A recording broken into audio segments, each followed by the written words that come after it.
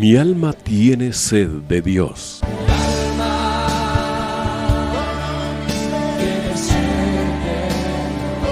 Un espacio que reconforta, alienta y motiva a la luz de la palabra de Dios. Un espacio de clamor e intercesión por todos aquellos que hoy necesitan una palabra de aliento de parte del Dios Todopoderoso.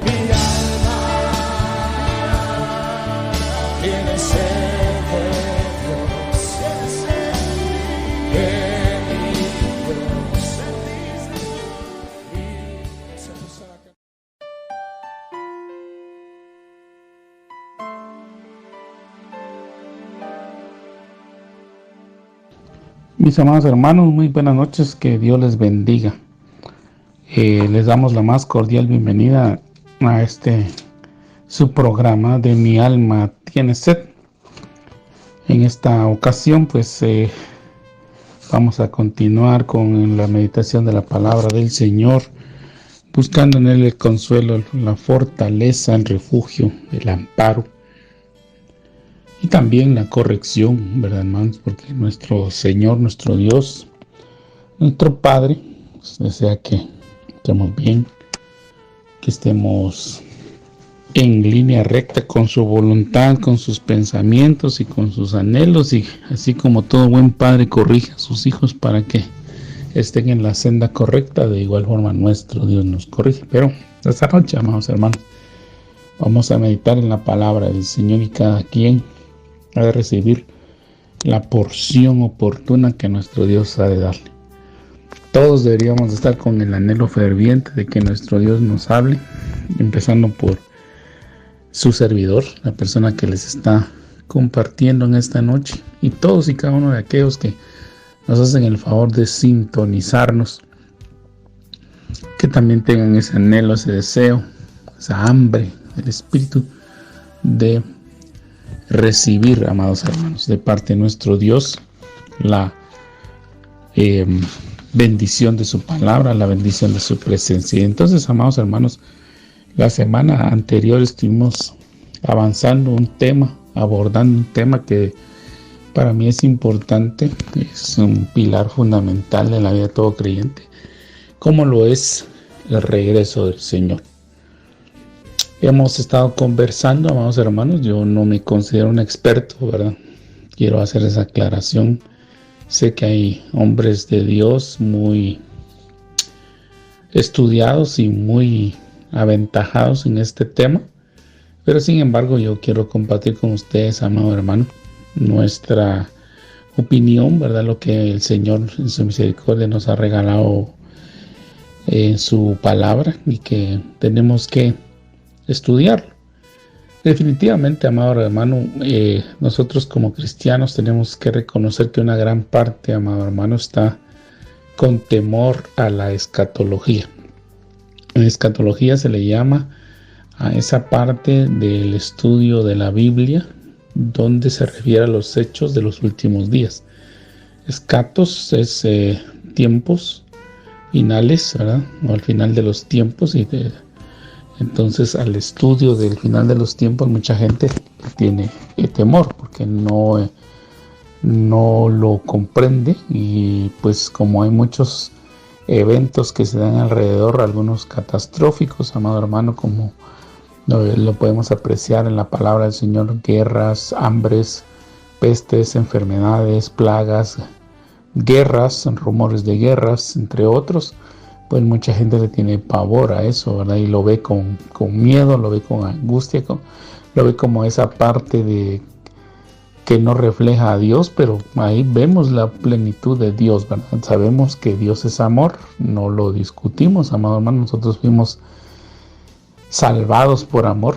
El Señor definitivamente manifestó su amor al salvarnos, pero también sabemos que es un Dios de justicia, un Dios de verdad, un Dios que tarde o temprano va a pedir cuentas, amado hermano, y muchas veces por la rebelión del hombre se van a tener que utilizar algunos métodos un poco fuertes para poder corregir a aquellos hombres y mujeres o a la humanidad completa que se ha rebelado en contra del Señor. ya sea guiado por alguien, ya sea instigado por alguien o por decisión propia, amado hermano, va a llegar ese tiempo.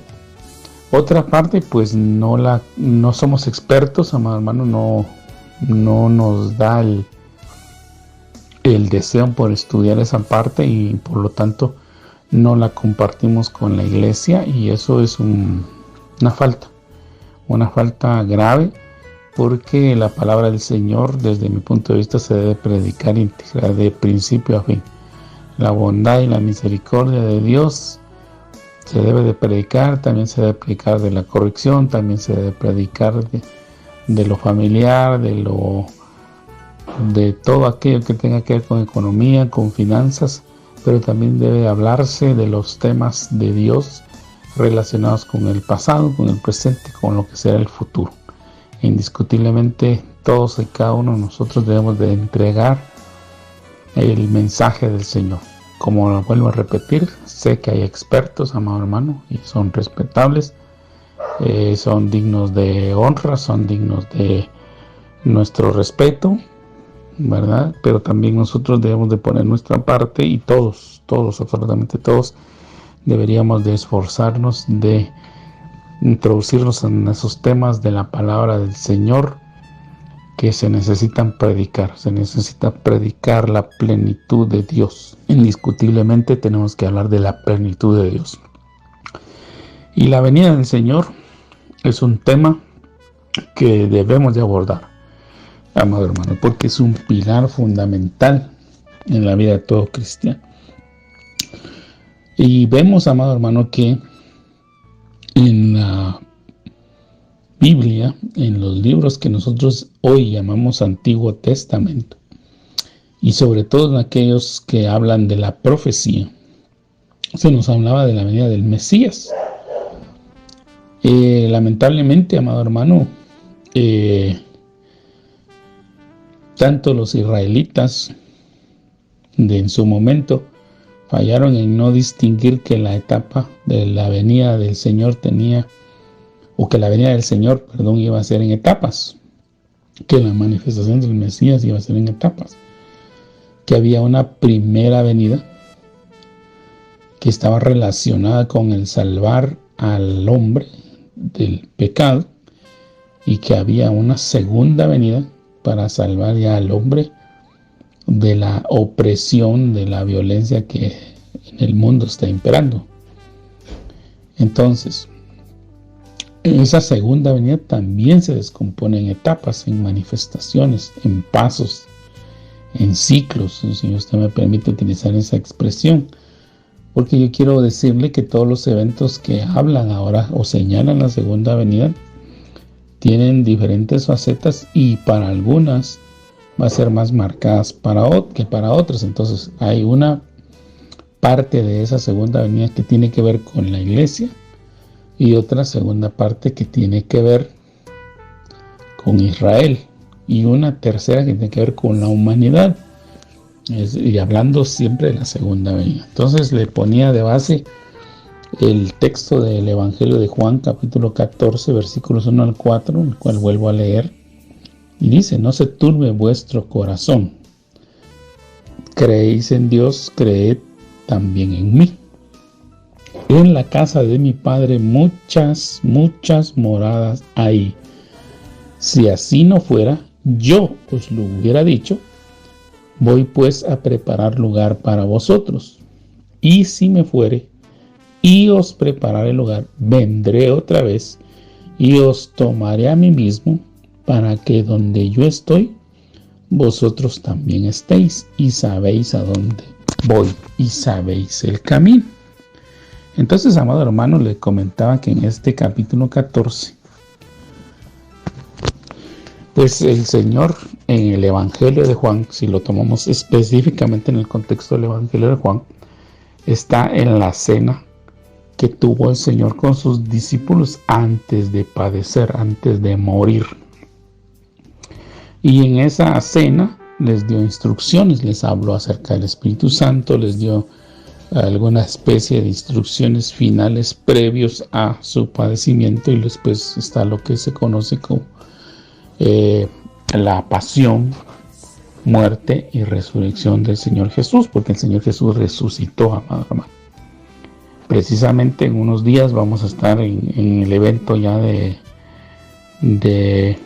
la época nosotros llamamos celebración. En el caso de Iglesia de Cristo Elim Central se le llama celebración. Otros han considerado esa época como una época de retiro, pero internacional y mundialmente se le llama como Semana Santa, en la cual se recuerda que el Señor Jesús murió y resucitó, porque pues la humanidad, mejor dicho, sí ha reconocido que hay un antes y un después de Jesucristo, y por eso el calendario se divide en antes de Cristo y después de Cristo.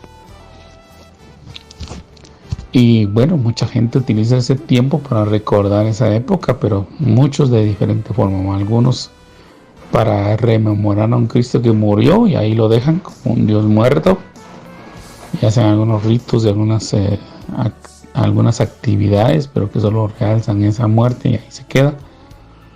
Y otras utilizan ese tiempo para buscar de Dios, y lamentablemente una gran parte de la humanidad, un buen número, una gran mayoría, utiliza ese tiempo para, según ellos, relajarse, para desestresarse, pero lamentablemente lo enfocan al consumo de alcohol, al consumo de drogas. Los accidentes se elevan, mucha gente viaja y lamentablemente algunos que solo van a visitar a sus paisanos o a sus parientes al lugar donde originalmente residen, se ven afectados por accidentes viales o por algunas situaciones que se dan en esa época debido a las situaciones de alcohol, de drogas, etcétera, que se da. Pero el punto, amado hermano, es de que ese tiempo que se conmemora y que va variando de acuerdo a la situación de la luna, que se ve como referente, porque recordemos que el calendario hebreo, el calendario que los israelitas utilizaban, está basado en los movimientos de la luna. Es un calendario lunar. Entonces la luna nueva que se espera para la Pascua, que es la que debe estar en vigencia, se mueve entre los meses de marzo y abril, entre el primer mes que el Señor estableció para ellos, para la celebración de la Pascua, y es la fecha que nosotros utilizamos de referencia. Por eso es que cuando nosotros vemos en los calendarios, vemos que la Semana Santa cae a veces en el mes de marzo, varían algunos días de marzo, principios de abril o mediados de abril, como en este caso, pero entre esos 2 meses se celebra, porque está siempre en referencia a la Pascua, ¿verdad? La fiesta de los israelitas conocida como la Pascua. Y el punto es de que el Señor está dando esas instrucciones y habla sobre el Espíritu Santo, habla sobre lo que iba a ser su pasión, su muerte y su resurrección, pero Él, en este capítulo 14 específicamente, le habla a sus discípulos y les dice acerca de la casa del Padre. Es una faceta que los israelitas no habían visto. Es decir, considerar a Dios como Padre, amado hermano, no como un título solamente paternal, sino como una realidad. Aquí el Señor Jesús está hablando de que el Padre tiene unas moradas, es decir, tiene unas viviendas, tiene lugares donde nosotros vamos a habitar. Y entonces el Señor Jesús establece y deja dicho de que Él tiene que ir a preparar ese lugar, y cuando ya estén preparados Él va a regresar, Él va a venir otra vez y nos va a tomar para que donde yo esté, dice Él, vosotros también estéis y sabéis a dónde voy, porque Él ya había dicho que Él era el camino, la verdad y la vida, y que nadie, amado hermano, nadie llega al Padre si no es por medio de, a través de Jesucristo. Es el único camino, amado hermano, no hay otro. Jesús es el nombre que nosotros utilizamos aquí porque a la hora, con la evolución del idioma, amado hermano, y al hacer la traducción de la Biblia de los idiomas del hebreo, arameo y griego al español o al inglés, porque nosotros tenemos esas influencias, amado hermano, traducciones que han venido directamente del hebreo, griego y arameo, Y hay otras que han venido directamente del inglés, o sea, que han sido traducciones del inglés, cuando se ha considerado que el texto en inglés cumple con la traducción adecuada de los idiomas originales, se hace la traducción desde el inglés. Entonces muchos nombres sufrieron cambios, ¿verdad? Yo siempre he sido de la opinión, amado hermano, que así como en el inglés hay una norma que dice que los nombres no se deben de traducir, sino que se deben dejar tal y como están, de igual forma se debió haber respetado en el español.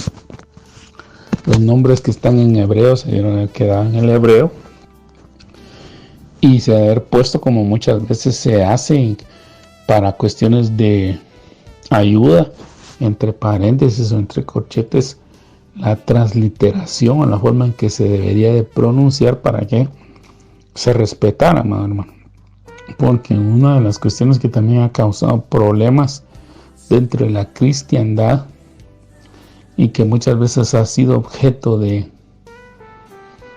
establecimiento de herejías o de falsas doctrinas, de falsas enseñanzas o de levantar contiendas, ha sido porque hay un grupo que dice que debemos de volver a las raíces hebreas, y entonces empiezan a pronunciar los nombres de, por ejemplo, Jacob, que nosotros le conocemos en español, le dicen Jacob, ¿verdad?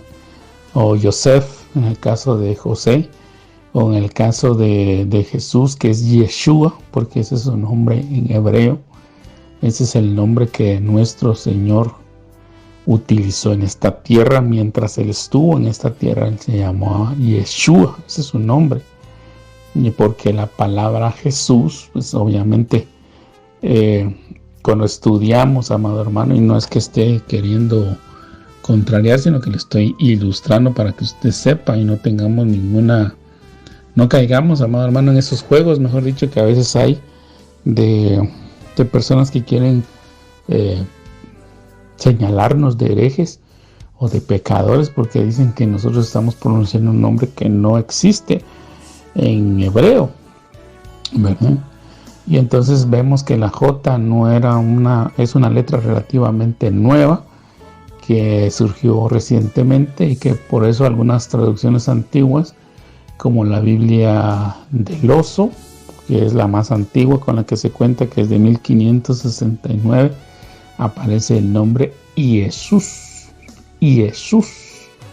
con I, que precisamente lo que trataba de hacer es transliterar o tratar de mostrar que la pronunciación del nombre Yeshua, que es el nombre de Jesús en hebreo. Pero por ese tipo de cosas, como le repito, y porque muchas veces nosotros no nos ponemos a estudiar o a repasar o a indagar precisamente en la palabra del Señor, mucha gente se levanta, ¿verdad? Y empieza a criticar y a insultar. Pero le menciono esto para cuestión de cultura, hermano, como repito, nosotros sabemos que nuestro Salvador vino, y ya sea que se le diga Yeshua en hebreo, que se le diga Jesus en inglés, se le diga Jesús en español, nosotros sabemos que el que murió y resucitó por nosotros es el Hijo de Dios, porque Él ahora ya no utiliza ese nombre.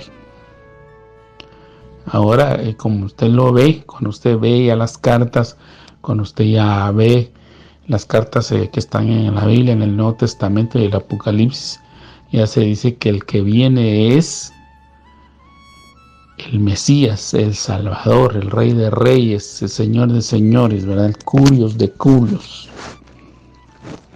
el Verbo de Dios, etc.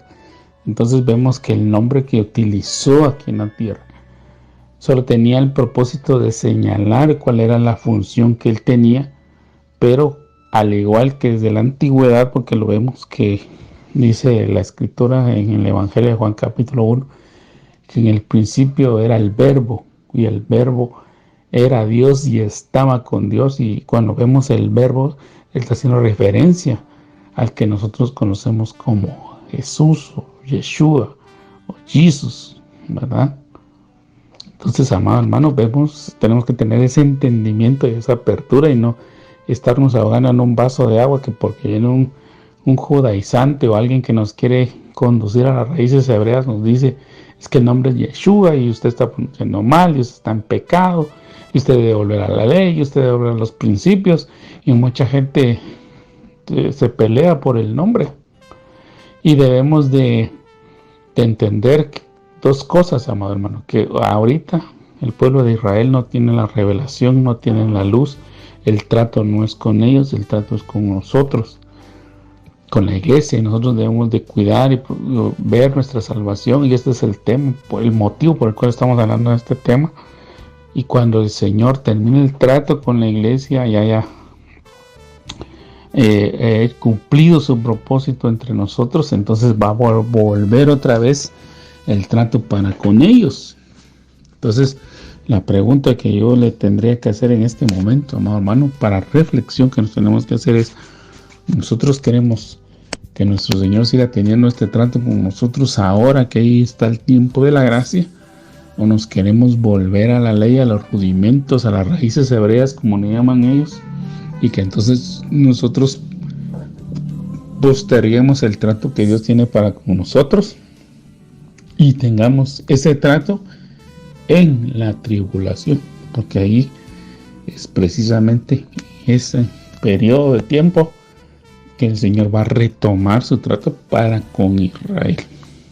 Entonces, volviendo al punto, ¿no? Vemos ahí las facetas. Entonces el Señor Jesús está estableciendo que tiene que irse y preparar morada para nosotros y luego regresar. Esta enseñanza la está dando Él a sus discípulos y está estableciendo precisamente esas etapas. Y como le mencionaba, en el contexto del Evangelio de Juan, vemos que ahí el Señor está haciendo su discurso de despedida, pero posteriormente viene su captura, viene su juicio, viene su condenación, viene su crucifixión, viene su sepultura. Entonces, amado hermano, estamos viendo esas etapas que estaban ahí, que tenían que cumplirse, y después viene su resurrección, su presentación a los discípulos, pero en ese mismo evangelio se deja ver de que cuando el Señor resucitó, Él fue al Padre y volvió a venir y se apareció después a sus discípulos. ¿Para qué? Para mostrarle que Él estaba cumpliendo con ese sacrificio de haber muerto por la humanidad, de haber ofrecido su sangre directamente al altar del Padre, no en el templo terrenal que había, sino que tuvo que ir al templo celestial a poner su sangre delante de la presencia de Dios, para que el sacrificio fuera acepto y nosotros tuviéramos perdón de pecados. Y entonces, al igual que el sacerdote salía del templo después de haber estado en la presencia de Dios, de haber derramado la sangre, presentado la sangre por el pecado, la ofrenda por el sacrificio, mejor dicho, por el pecado, de haber derramado la sangre delante del Señor, como está en la sombra en Levítico, y haber obtenido de Dios el perdón, salía el sacerdote y pronunciaba que había sido aceptado el sacrificio y que el pueblo gozaba de la paz y la bendición. Lo mismo hizo el Señor Jesús, solo que Él lo hizo en el tabernáculo celestial, en el templo celestial delante de Dios. Y Él fue y se presentó como esa ofrenda aceptable. El Padre la recibió, el Padre perdonó los pecados y el Hijo vino y salió del tabernáculo celestial una vez más, vino al pueblo, en este caso a los discípulos, y dijo: Shalom, paz a vosotros. Entonces ese era el símbolo, la señal de que el sacrificio había sido aceptado de parte de Dios y que se tenía perdón. Pero este era el perdón eterno, amado hermano, no era un perdón temporal como el que ocurría en los sacrificios que se realizaban y que eran sombra y figura de lo que iba a suceder a través de Jesús, de Yeshua, del Salvador, del Mesías, porque ese es otro término, amado hermano, que siempre está en contienda, ¿verdad? Que nosotros, mejor dicho, las personas que hablan hebreo lo discuten, y que se debe decir Yeshua HaMashiach, Jesús el Mesías, y no Jesucristo, ¿verdad? Porque Cristo es una palabra griega y que Jesús, pues como le comenté brevemente, es un hombre que está alterado, pero como le digo, no es cuestión de nombres, como dice el apóstol Pablo, lo asienta por inspiración del Espíritu Santo. Nosotros no debemos de contender ni por nombres ni por genealogías, sino saber que el Señor realizó la obra perfecta y que si nosotros hemos reconocido al Señor Jesús, a Yeshua como nuestro Señor y Salvador, que aceptamos ese sacrificio que Él realizó, nosotros tenemos paz para con Dios, hemos sido reconciliados. Pues obviamente, amado hermano, tenemos que tener una vida nueva, una novedad de vida, ya no vivir más en pecado, ya no vivir más en situaciones de vergüenza, pues, sino que verdaderamente tenemos que cambiar, porque ese es otro punto, ¿verdad, amados hermanos? Que a veces nosotros creemos que la vida con el Señor es no requiere compromiso, mejor dicho, sino que hoy pecamos, mañana nos arrepentimos, otra vez pecamos y luego nos arrepentimos, y nosotros tenemos que tratar de vivir en santidad. Tenemos que procurar agradar a Dios en todo, poner de nuestra parte, comprometernos, amado hermano, no estar en un sube y baja, hoy estoy, mañana no estoy, hoy estoy, mañana no estoy, no, sino que tener una vida de perseverancia, de constancia, de honra del Señor. Entonces, amado hermano, me mencionaba que algunos de los argumentos que nos ponen es que Jesús nunca habló de su regreso. Algunos ya han tomado o han tomado así una actitud negativa, porque no hablan de la venida del Señor. Algunos ya han hecho desaparecer esas etapas de la venida del Señor, y algunos que ya se han puesto definitivamente en una postura donde ellos dicen es que el Señor sí va a regresar, pero cuando Él regrese va a venir por el juicio público. Y vemos de que hay una venida que el Señor va a tener para con los suyos, y luego va a tener una manifestación pública tal y como la tuvo en su primera venida. ¿Por qué? Porque nosotros vemos, amado hermano, que en la primera venida, cuando el Señor nació, no se manifestó a todos. Vemos que hubo una manifestación hacia María, como a Miriam, porque ese es otro, como le digo, son puntos de debate. ¿Verdad? María es un nombre que en hebreo tiene algunas variaciones, ¿verdad? Pero que el nombre en hebreo es Miriam. Bueno, pero independientemente del nombre, hubo una manifestación hacia María, luego una manifestación hacia José, luego una manifestación hacia los pastores, ¿verdad? Y así estuvo, las etapas estuvo escalonadas, no todos estuvieron presentes o al unísono cuando el Señor nació.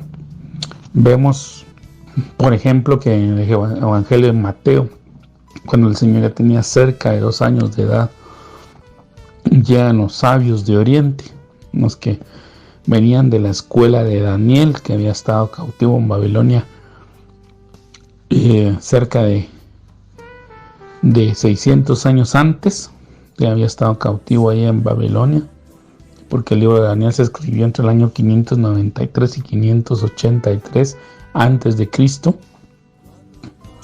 Y estando Daniel cautivo en Babilonia, viendo en las profecías, el hombre que estudiaba, supo que se iba a levantar la señal del Señor, esa estrella que iban a hacer, y instruyó a un grupo de hombres orientales, un grupo de hombres sabios, entendidos, que estuvieron también en Babilonia en su tiempo, y que, como usted lo lee en el libro de Daniel, por eso es importante leer toda la Biblia, amado hermano. Daniel fue nombrado jefe de los astrónomos, jefe de todos aquellos sabios y entendidos en las ciencias, porque el rey de Babilonia quería hombres sabios y entendidos que estuvieran a su servicio, tanto en las letras, en las artes, en la música, en la astronomía.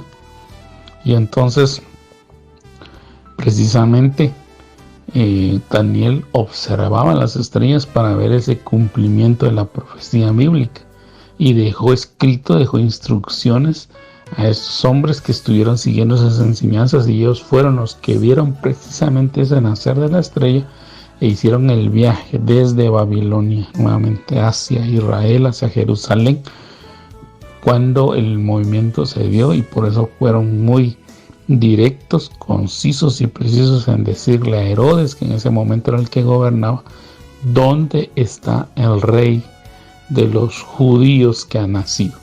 Porque recordemos que el que llevaron cautivo a Babilonia fue a Judá. Israel había sido llevado cautivo a Asiria hace en el año 722 a.C., mientras que cerca de un par de siglos después, Judá, el reino del sur, que estaba compuesto por Judá, por Benjamín y por los sacerdotes levitas, había sido llevado cautivo a Babilonia. Ellos regresaron, después, como le digo, estos años vinieron con esas instrucciones: ¿dónde está el rey de los judíos que ha nacido? Y sabían que era de la simiente de David. Entonces vemos que ahí los sacerdotes, cuando Herodes se turbó y todo Jerusalén con él, porque no fueron 3 reyes los que vinieron, fueron multitudes las que vinieron.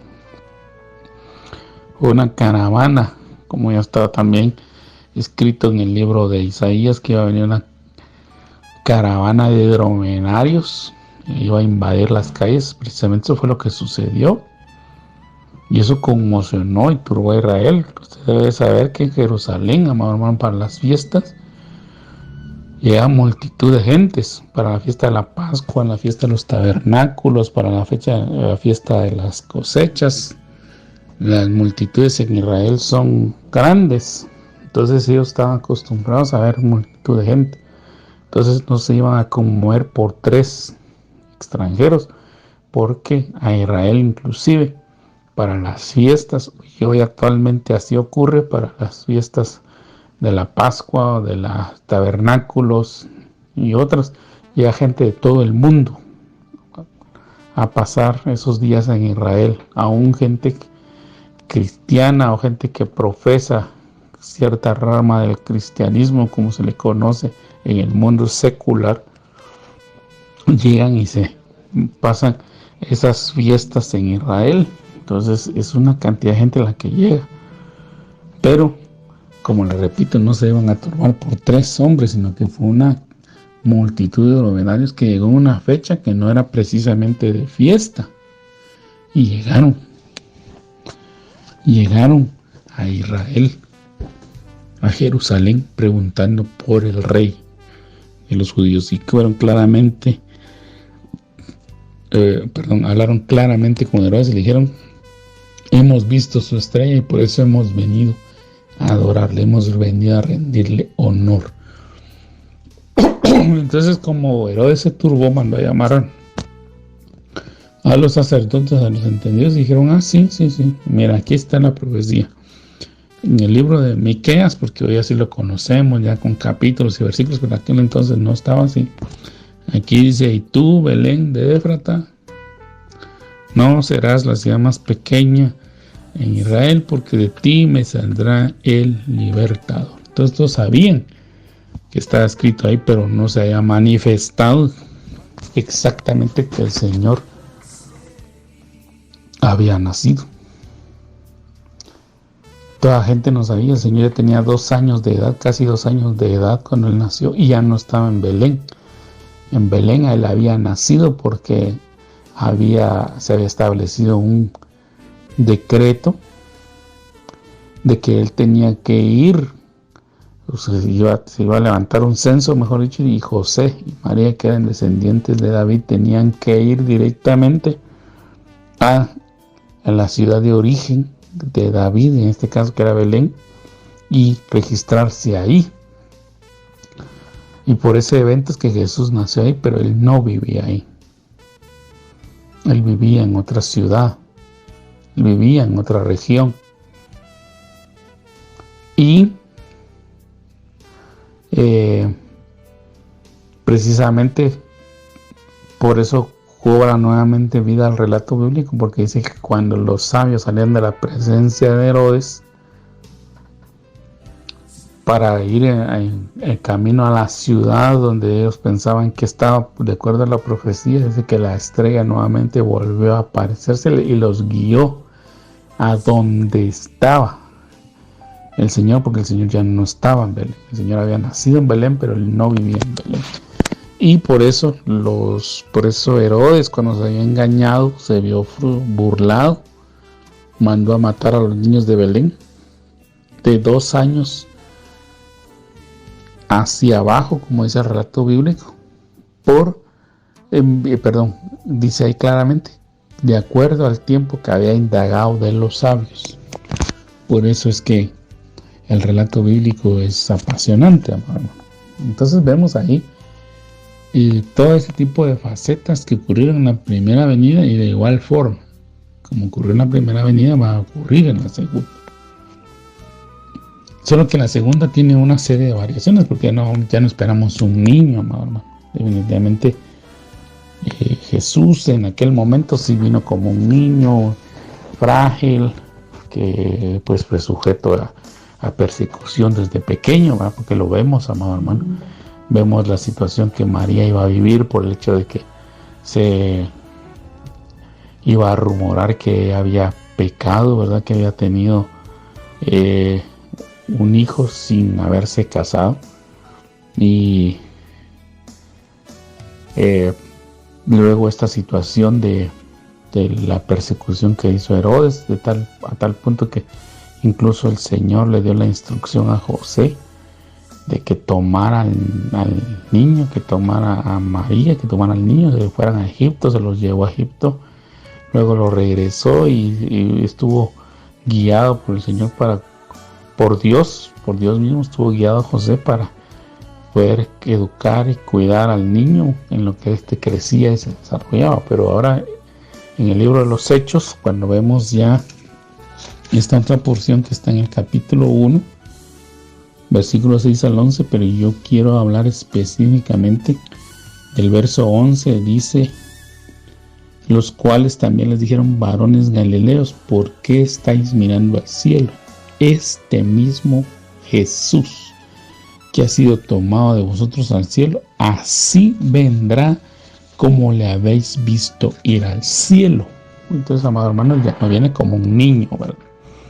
Él ya no va a tener una etapa de engendramiento, una etapa de concepción, una etapa de embarazo, una etapa de nacimiento, una niñez, una preadolescencia, adolescencia, juventud y hombría. No, ya no va a tener esa etapa. Él, tal y como se le vio ir, así va a regresar, como un hombre hecho y derecho, como Rey de reyes y Señor de señores, que es, así va a venir Él.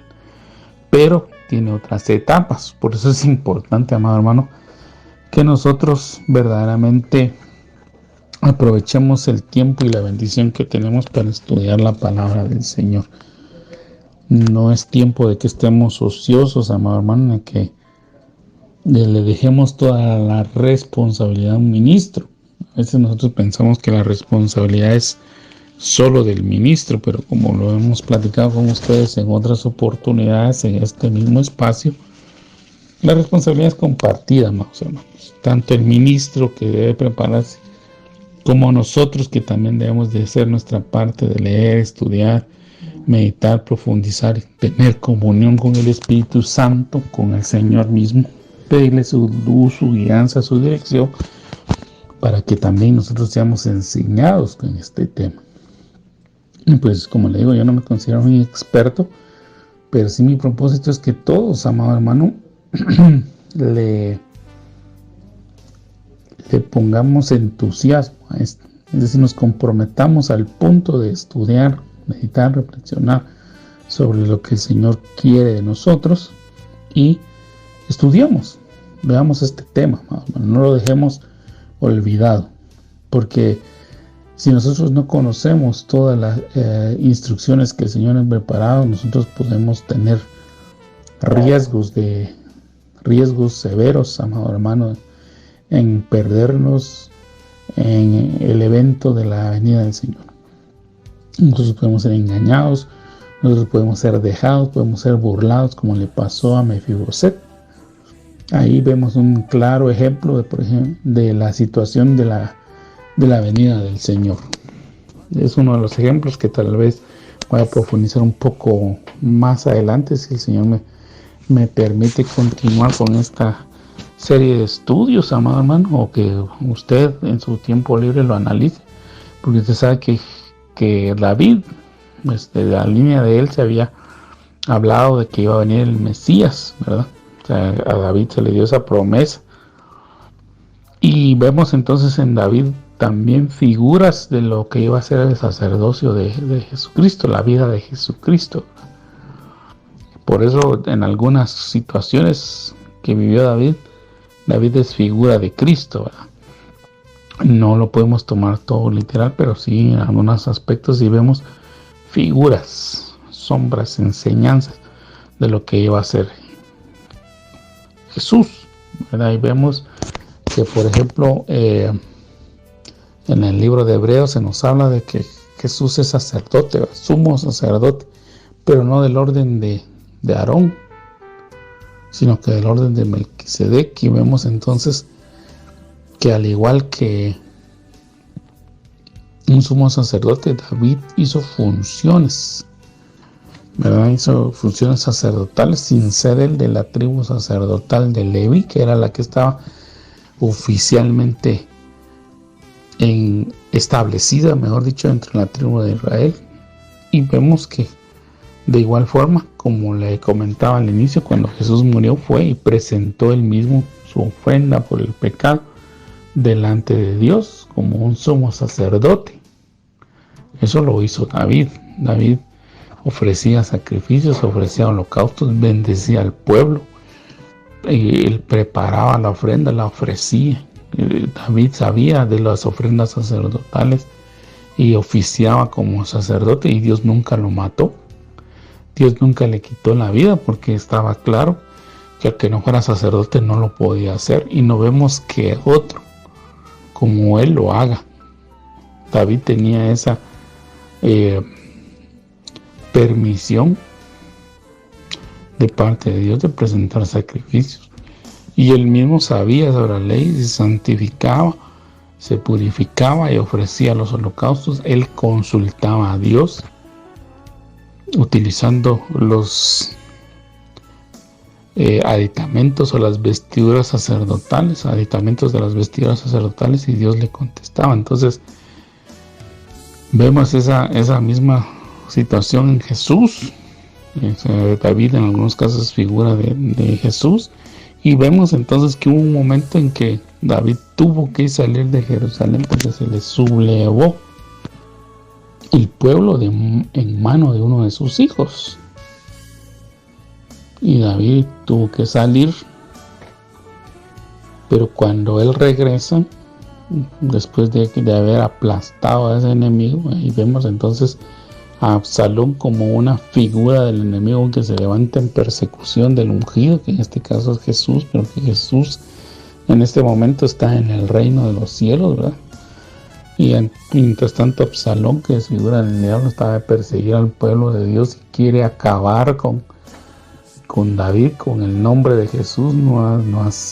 Que no haya más propagación del evangelio, que no haya más predicación de las buenas nuevas, que no haya más culto a Dios, ¿verdad? Sino que él establecer su señorío, establecer él su propio consejo, establecer él su propia forma de actuar y de pensar, porque no vemos a un Absalón que busque de Dios ni que siga los mandamientos de Dios, sino que él buscaba establecer su propio reino, sus propios gustos y sus propias ganas, y él se autoproclama como rey, lo mismo que hizo Satanás.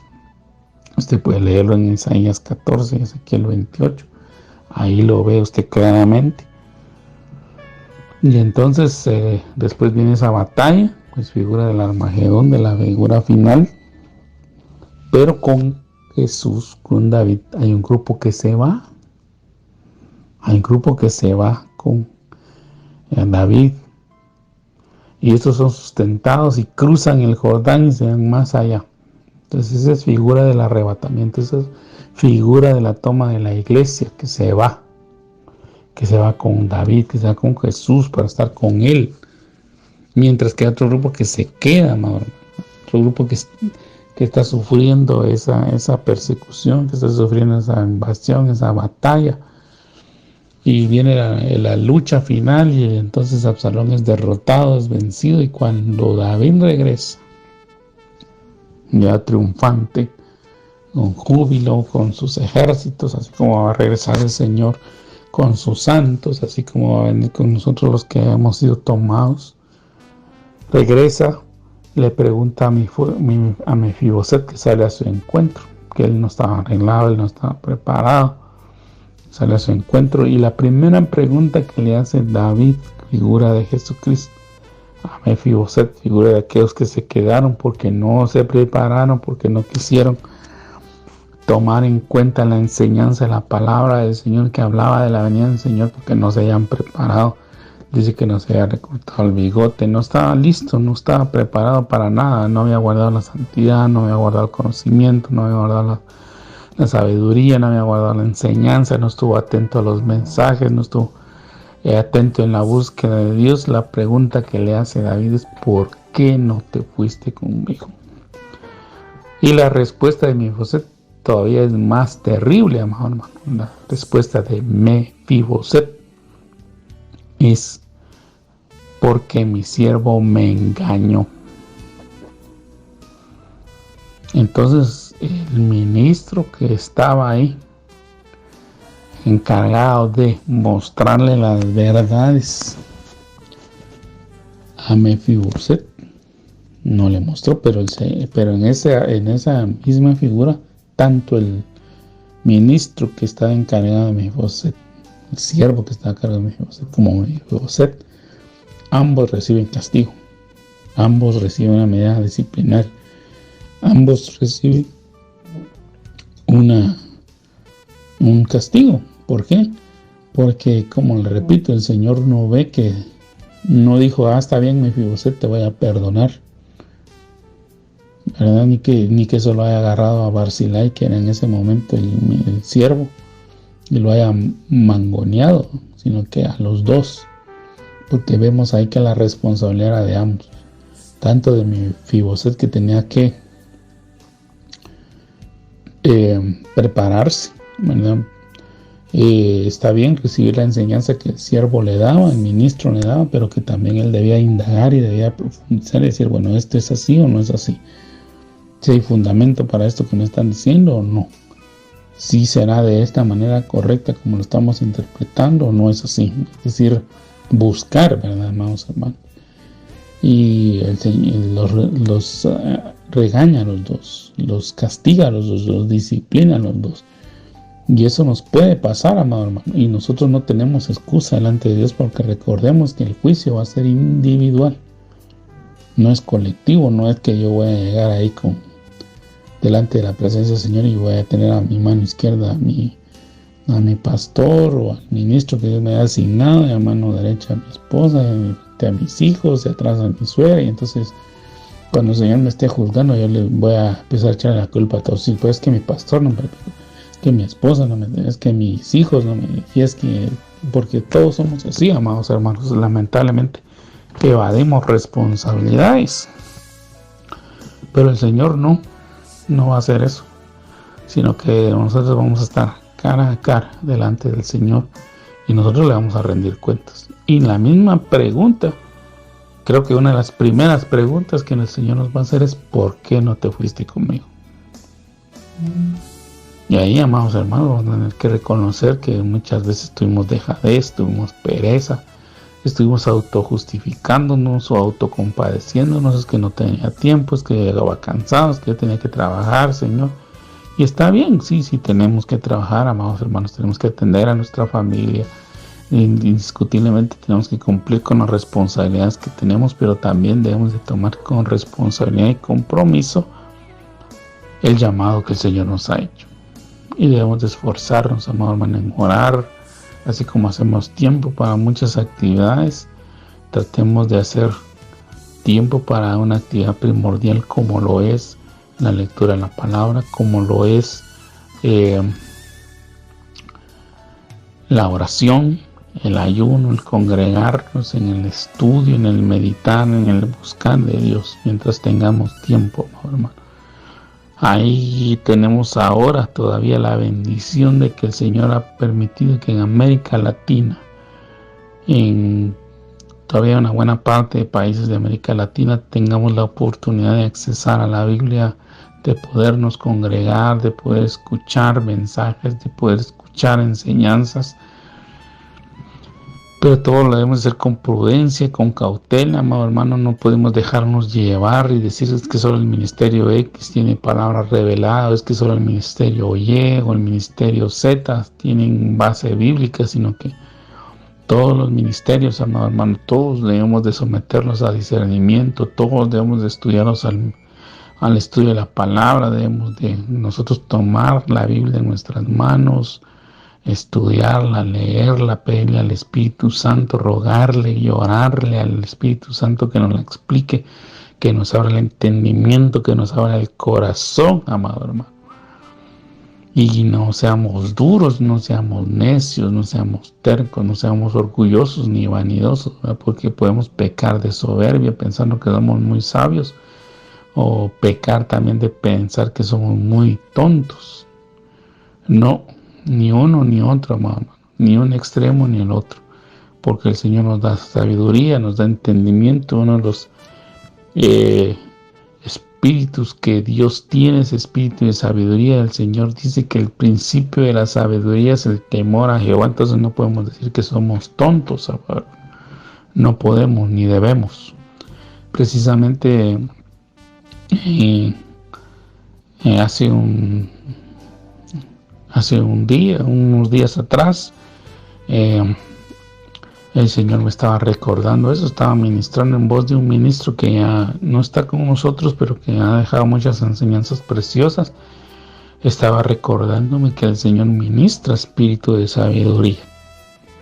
Y nosotros sabemos que el principio de la sabiduría es el temor a Jehová, y si nosotros tenemos temor de Jehová, pues obviamente el Señor nos va a dar sabiduría, nos va a dar discernimiento y nos va a dar entendimiento. Entonces nosotros no estamos autorizados para decir que somos unos tontos, unos ignorantes, amado hermano.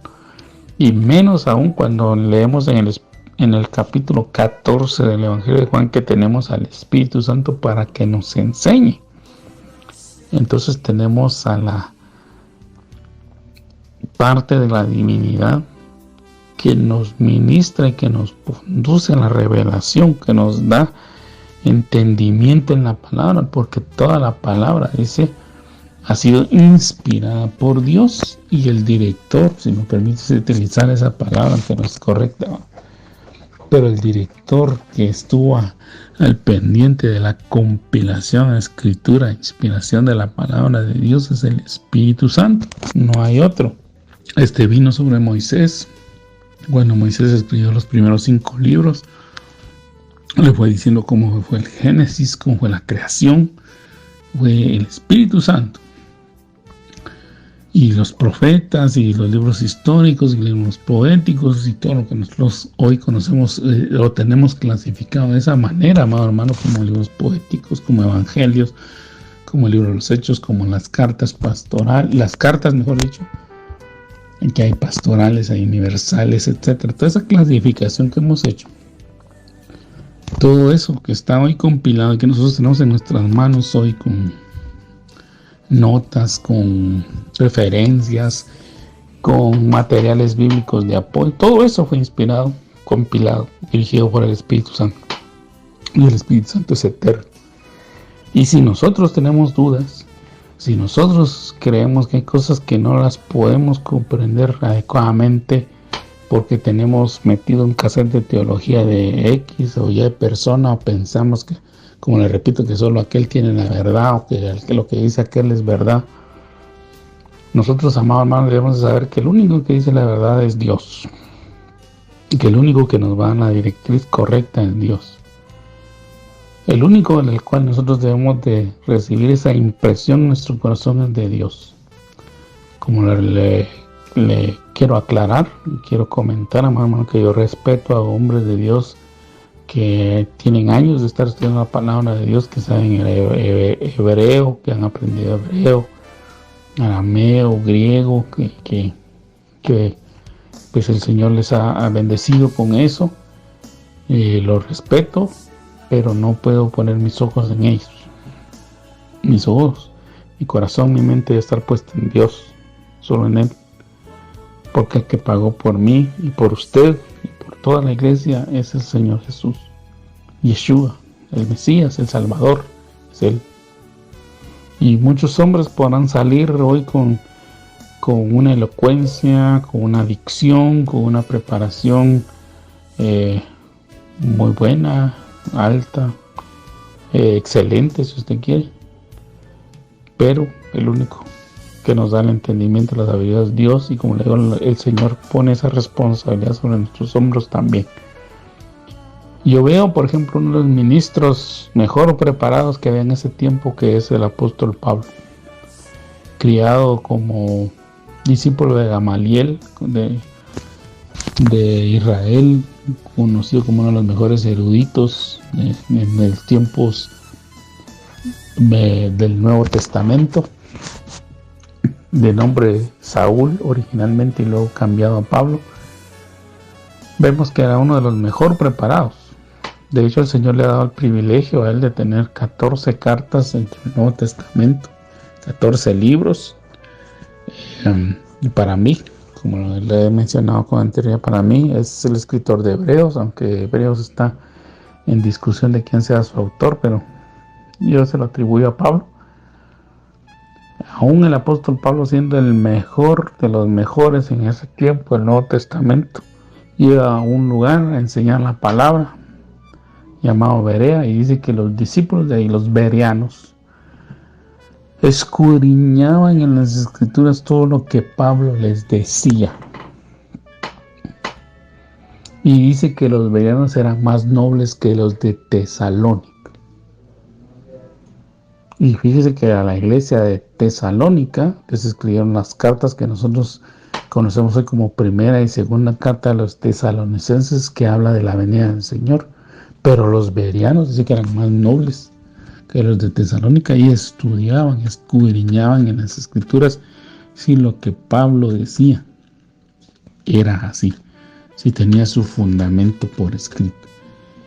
Y si ellos lo hacían con el apóstol Pablo, que ahí sí es un hombre que es reconocido universalmente que es apóstol de Jesucristo, y que le dan autoridad teológica, perdón que utilice esa palabra, pero ese es el término que se utiliza, que le dan autoridad teológica, tanto los de la iglesia tradicional como la iglesia evangélica, porque incluso dentro de la iglesia evangélica hay gente que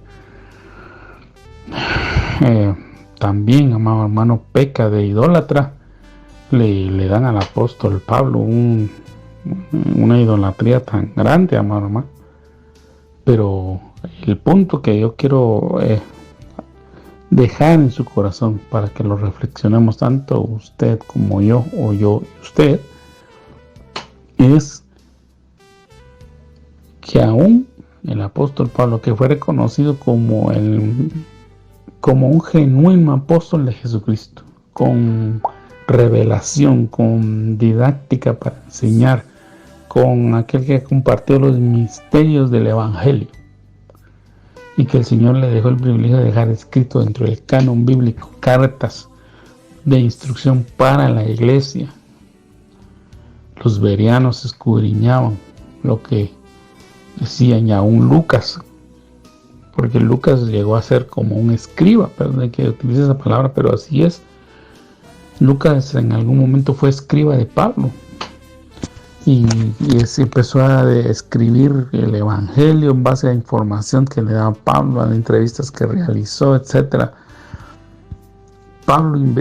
Lucas investigaba las cosas que Pablo decía, y así fue como llegó a convencerse sobre la veracidad del Evangelio y el genuino llamado que Pablo tenía como apóstol de Jesucristo. Un apóstol que no está como parte de los 12, pero apóstol de Jesucristo, como apóstol del Espíritu.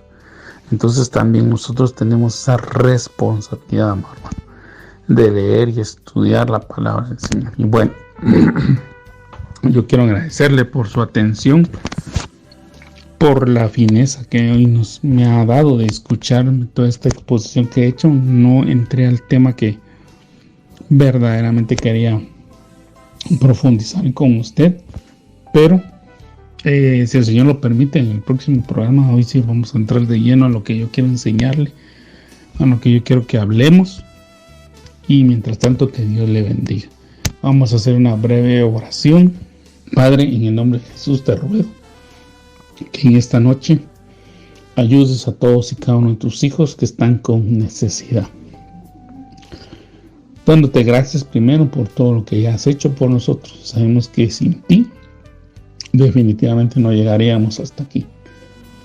Pero hoy venimos necesitados de ti, Señor, de que nos abras el entendimiento y de que despiertes en nosotros, Padre, ese anhelo, ese deseo, esa pasión por querer saber más de ti, de conocer de tu palabra, Señor, cómo está toda esa bendición tan hermosa que has preparado para nosotros, pero también conocer cómo va a estar lo de tus regresos, lo de tu venida, para que seamos diligentes y no perezosos, para que estemos preparados, Señor, y no seamos avergonzados en el momento en que tú regreses por la iglesia. Ayúdanos a ser de bendición, de edificación para tu pueblo que tanto lo necesita, Señor, y ayúdanos en medio de estos tiempos de necesidad. Glorifícate en cada necesidad, Señor. Te lo pido en el nombre de Jesús. Amén. Y amén. Que pase buenas noches, amado hermano, y si el Señor lo permite, estaremos nuevamente compartiendo con ustedes en otra oportunidad.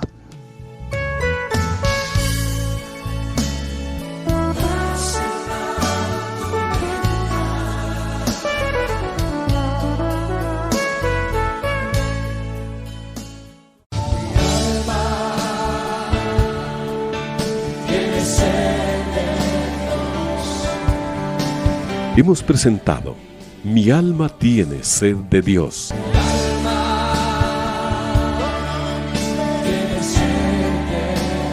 Te invitamos a escuchar nuestra próxima audición cuando nuevamente estaremos delante del Señor exclamando: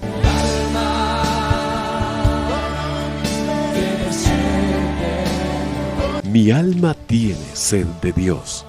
No te lo pierdas.